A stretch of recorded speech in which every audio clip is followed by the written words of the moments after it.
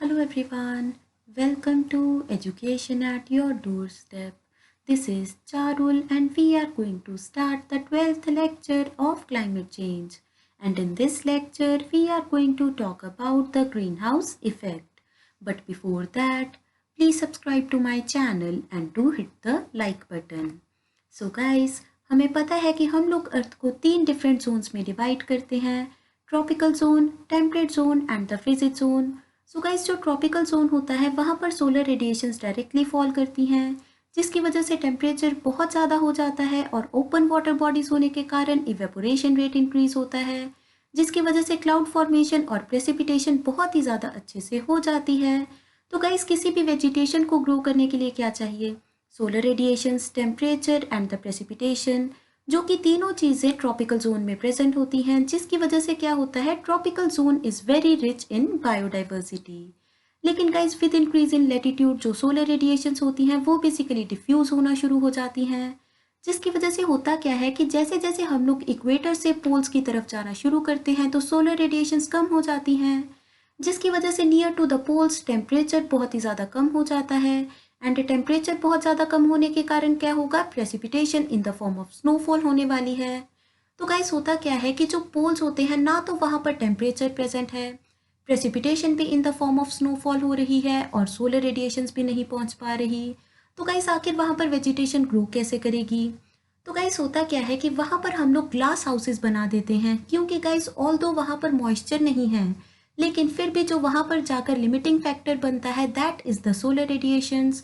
मतलब पोल्स के पास मॉइस्चर की बहुत ज़्यादा कमी है, लेकिन उससे भी ज़्यादा कमी है वहाँ पर सोलर रेडिएशंस की। तो गाइस, पोल्स के नियर अबाउट किया क्या जाता है, वहाँ पर ग्लास हाउसेस बना दिए जाते हैं जिनमें प्लांट्स को ग्रो किया जाता है। तो जो भी सोलर रेडिएशन एक बार इस ग्लास हाउस में एंटर कर जाती है वो बेसिकली बाहर नहीं जा पाती।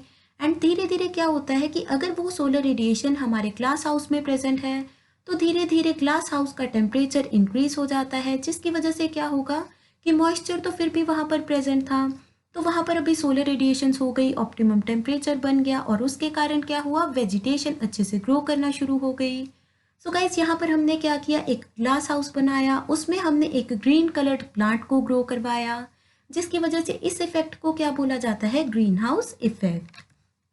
तो गाइस, ऐसा ही कुछ हमारे एटमॉस्फेयर के कारण भी होता है, क्योंकि जो भी हमारे एटमॉस्फेयर में ग्रीन हाउस गैसेज प्रेजेंट होती हैं they are basically making the glass wall, जिसकी वजह से क्या होता है कि जो सोलर रेडिएशंस है उनकी एनर्जी बहुत ही ज़्यादा होने के कारण वो हमारे अर्थ के सरफेस तक आ पाती हैं।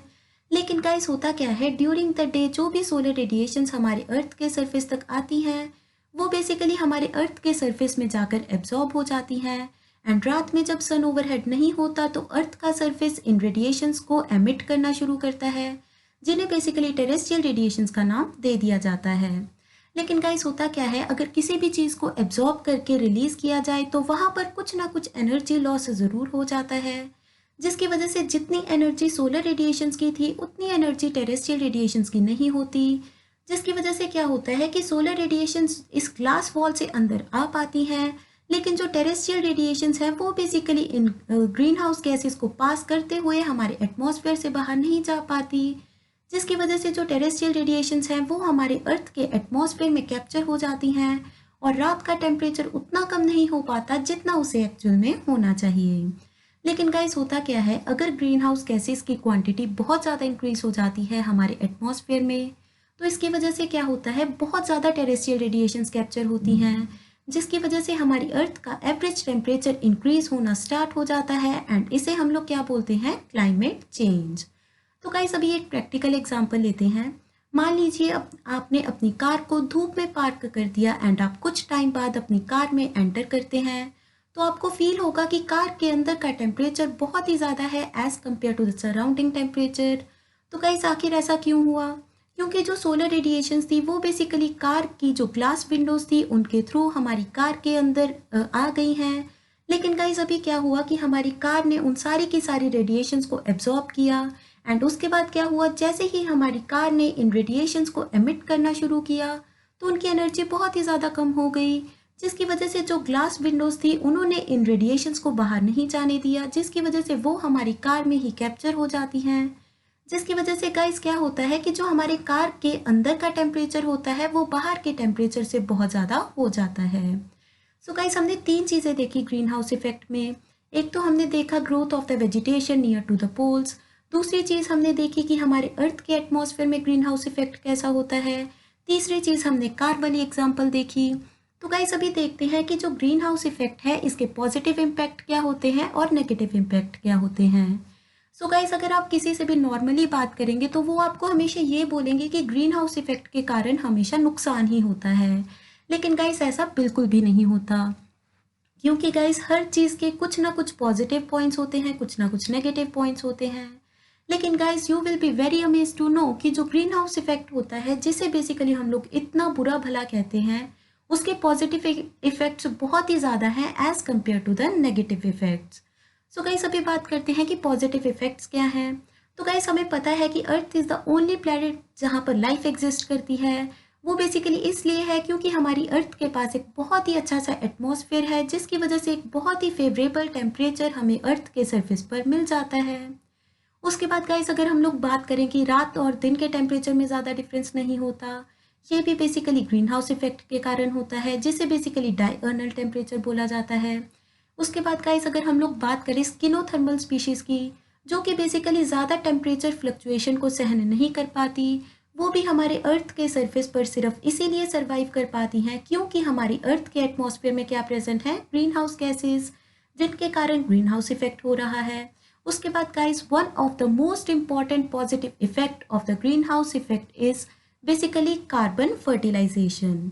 गाइस आपको पता होगा कि हम लोग अपने क्रॉपलैंड्स में बहुत ही ज़्यादा डिफरेंट तरह के फर्टिलाइजर्स यूज़ करते हैं, लेकिन गाइस फर्टिलाइजर्स यूज़ करने के अलावा हम लोग कार्बन फर्टिलाइजेशन का यूज़ भी कर सकते हैं।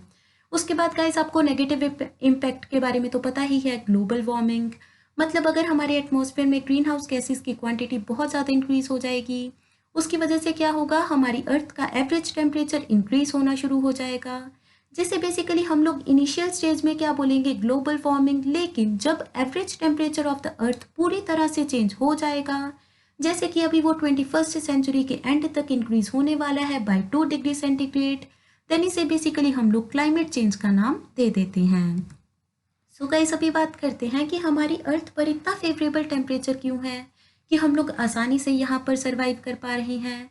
तो गाइस आपने बजट के बारे में सुना होगा, आपके पेरेंट्स भी बजट बनाते होंगे, हम भी बनाते हैं। बेसिकली जितनी हमारे पास पॉकेट मनी आती है पहले हम लोग उसे देखते हैं, फिर हम लोग देखते हैं कि इस महीने हमारा कितना खर्चा होने वाला है, और इस अकॉर्डिंगली हम लोग ही अपना बजट तैयार कर लेते हैं।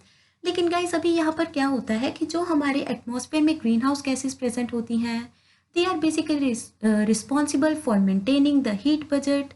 मतलब यहाँ पर हीट एनर्जी का कुछ ना कुछ काम होगा। मतलब गाइस यहाँ पर होता क्या है कि कुछ जो रेडिएशंस है वो हमारे अर्थ के सरफेस पर आती हैं ड्यूरिंग द डे, जिन्हें हम लोग सोलर रेडिएशंस बोलते हैं। लेकिन रात के टाइम पर हमारी अर्थ कुछ रेडिएशंस को एमिट करती है, रिलीज करती है, जिन्हें बेसिकली टेरेस्ट्रियल रेडिएशंस का नाम दे दिया जाता है। तो गाइस होता क्या है, जितनी सोलर रेडिएशंस हमारी अर्थ पूरे दिन में एब्जॉर्ब करती हैं, वो सारी की सारी रेडिएशंस रात में रिलीज हो जाती हैं। गाइस सोचिए अगर ऐसा ना हो तो क्या होगा, दिन में बहुत ज़्यादा सोलर रेडिएशंस हमारे अर्थ के सरफेस में एब्जॉर्ब हो जाएंगी और हर दिन ऐसा होता चला जाएगा। लेकिन रात में क्या होगी, ये पूरी की पूरी रेडिएशंस एमिट ना हो, तो उसकी वजह से क्या होगा, डे बाय डे हमारी अर्थ का एवरेज टेम्परेचर इंक्रीज होता चला जाएगा। लेकिन गाइस ऐसा नहीं होता, और ये सिर्फ इसीलिए है क्योंकि हमारे एटमॉस्फेयर में क्या प्रेजेंट है, green house gases. So guys although ये चीज़ है कि जो ग्रीन हाउस गैसेज हैं वो बेसिकली टेरेस्ट्रियल रेडिएशंस को हमारे अर्थ के एटमॉस्फेयर से बाहर नहीं जाने देती।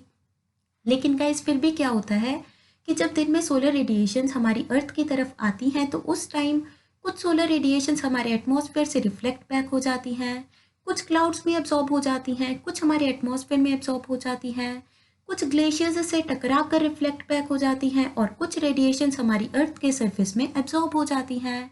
एंड गाइस ऐसा ही रात में होता है, जो बेसिकली रेडिएशंस हमारी अर्थ के सरफेस में एब्जॉर्ब हो चुकी होती हैं, उनका कुछ पोर्शन तो हमारे एटमॉस्फेयर से बाहर चला जाता है। कहाँ से, जहाँ पर ग्रीन हाउस गैसेज नहीं होती। कुछ हमारे एटमॉस्फेयर में एब्जॉर्ब हो जाती हैं, कुछ कैप्चर हो जाती हैं, और कुछ टर्बुलेंस का नाम ले लेती हैं। तो गाइस अभी यहाँ पर क्या होता है, जितनी सोलर रेडिएशंस हमारे अर्थ के सरफेस पर आती हैं, अप्रॉक्सीमेटली उतनी ही रात को हमारे अर्थ के सरफेस से जो रेडिएशंस होती हैं वो एमिट बैक हो जाती हैं इन द यूनिवर्स। तो इसकी वजह से क्या होता है, बहुत ज़्यादा सोलर रेडिएशंस हमारे अर्थ के सरफेस तक नहीं आ पाती, जिसकी वजह से गाइस ऐसा बिल्कुल भी नहीं होता कि हमारी अर्थ का temperature day by day increase होता चला जाए। क्योंकि अगर ऐसा हो कि ज़्यादा सोलर रेडिएशंस आए और कम टेरेस्ट्रियल रेडिएशंस एमिट बैक हो, तो इसकी वजह से हमारी अर्थ का एवरेज टेम्परेचर इंक्रीज हो जाएगा। और अगर उल्टा हो जाए कि सोलर रेडिएशंस कम आए और टेरेस्ट्रियल रेडिएशन ज़्यादा एमिट हो, इसकी वजह से हमारी अर्थ का एवरेज टेम्परेचर डिक्रीज हो जाएगा। लेकिन ऐसा कुछ भी नहीं हो रहा, क्योंकि हमारी एटमॉस्फेयर में प्रेजेंट है ग्रीन हाउस इफेक्ट, जो कि बेसिकली सोलर रेडिएशंस और टेरेस्ट्रियल रेडिएशंस को अच्छे से बैलेंस करके रख लेती हैं। तो गाइस आपको पता है कि जो हमारा एटमॉस्फेयर है इसमें 3 तरह के कंपोनेंट्स होते हैं, permanent components, temporary components and the trace components. And temporary components में तो बहुत डिफरेंट तरह की ग्रीन हाउस गैसेज आती हैं, लेकिन परमानेंट कंपोनेंट में भी एक बहुत ही ज़्यादा इंपॉर्टेंट ग्रीन हाउस गैस आती है, that is the carbon dioxide. मतलब ऐसा कभी भी नहीं होगा कि हमारे एटमॉस्फेयर में ग्रीन हाउस गैस ना प्रेजेंट हो। इसका मतलब हमारी अर्थ पर हमेशा के लिए एक फेवरेबल टेम्परेचर बना रहता है, क्योंकि हमारी अर्थ के एटमॉस्फेयर में प्रेजेंट है green house gases. So guys अगर आपको हीट बजट के बारे में नहीं पता है तो आप यूट्यूब पर टाइप कीजिए insulation and heat budget by Charul, वहाँ पर आपको एक बहुत ही अच्छी सी वीडियो मिल जाएगी।